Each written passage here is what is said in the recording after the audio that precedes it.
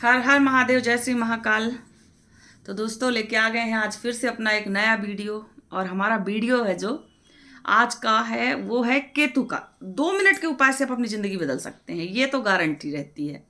कोई भी ग्रह हो अगर खराब अवस्था में है, नीच का है, आपको दूषित फल दे रहा है, गंदे फल दे रहा है, तो उसको सही करने के लिए जो उपाय होते हैं, अगर आप वो सही तरीके से करते हैं तो उन उपायों से आप अपने ग्रह को, अपने नक्षत्रों को कंट्रोल कर सकते हैं, सही कर सकते हैं। तो जो आज का है हमारा वो है केतु। केतु से संबंधित वीडियो बना रही हूँ। अगर आपका केतु खराब है तो आपके साथ क्या क्या प्रॉब्लम हो सकती है, आपको कैसे पता लगेगा, कौन से लक्षण हैं कि खराब केतु का पता लगा के, और ऐसे कौन से उपाय हैं जिससे खराब केतु को सही फल देने पे आप लोग मजबूर कर सकते हैं। आपके छोटे छोटे जो ये वनस्पति उपाय है ना, ये केतु को मजबूर कर देगा कि वो सही फल देना शुरू करे। पहले तो जिन भी व्यक्तियों के बाल झड़ रहे हैं, गंजापन आ रहा है, तेजी से बाल झड़ रहे हैं, समझ जाएं आपका केतु खराब है। शारीरिक बल कमजोर हो रहा है, मतलब आपका शरीर हट्टा कट्टा है, सब कुछ है, लेकिन आपके अंदर ताकत नहीं है कुछ काम करने की, वजन उठाने की क्षमता नहीं है। कुछ भी करते हैं तो जल्दी परेशान हो जाते हैं, हाँफने लगते हैं, वजन नहीं उठा पाते हैं।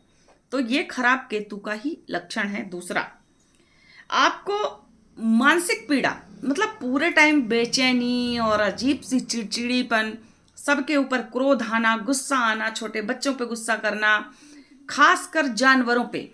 अगर आपके आसपास इर्द गिर्द जानवर, पशु पक्षी भी हैं तो आप उन पे भी अपना गुस्सा उतार सकते हैं। ये भी खराब केतु का ही लक्षण है।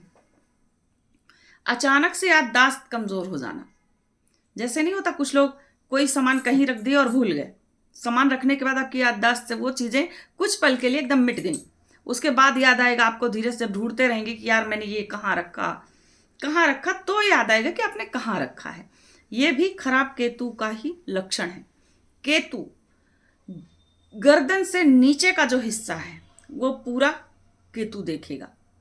शोल्डर पेन है, आपके कमर में दर्द उठ रहा है, आपको सर्टिका हो गया है, आपके पैरों में, पिंडलियों में दर्द है, पंजों में जकड़न है, गंदे सपने आ रहे हैं, सपने में मुर्दे व्यक्ति दिख रहे हैं, अगर सपने में मुर्दा दिखाई दिया, मरे हुए व्यक्ति दिखाई दे रहे हैं, तो इसका भी मतलब है कि आपका केतु खराब है।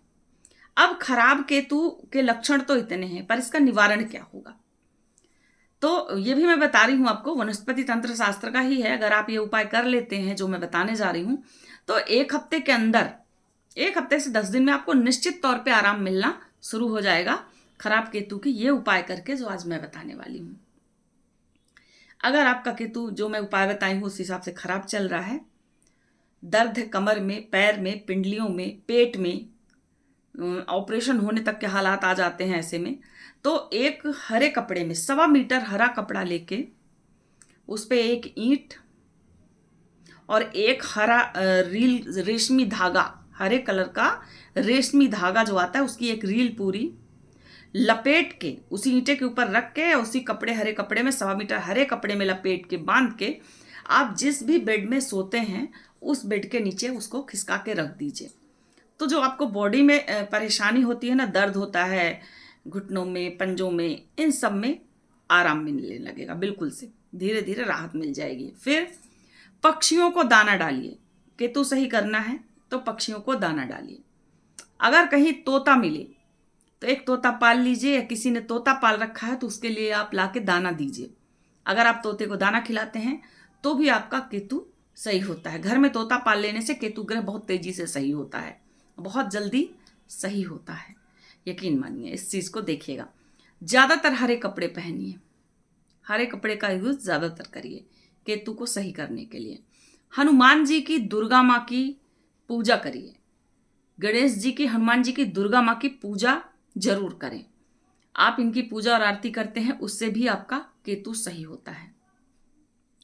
इस सब से अलग जाके एक और उपाय है, वो अब तंत्र शास्त्र का आया, जो मैं बताती हूँ हमेशा कि तंत्र वनस्पति तंत्र, वनस्पति तंत्र मजाक नहीं है।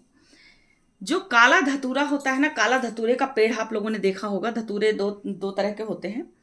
तो काला धतूरा का पेड़ जहां भी मिल जाए तो पुख्य नक्षत्र पड़े या रवि पुख्य नक्षत्र हो या गुरु पुख्य नक्षत्र हो, उस नक्षत्र में उसकी जड़ को पहले तो एक दिन पहले न्योताएं वनस्पति देव का नाम लेके, और फिर दूसरे दिन जाके उसकी जड़ को उखाड़ लाएं और उसको पूजा करके विधिवत, जैसे मैं बताती हूँ कि वनस्पति देव की पूजा की जाती है कि हे वनस्पति देव, हम आपको अपने घर लाए हैं अपने काम सिद्ध करने के लिए, आप हमारा कार्य सिद्ध करें।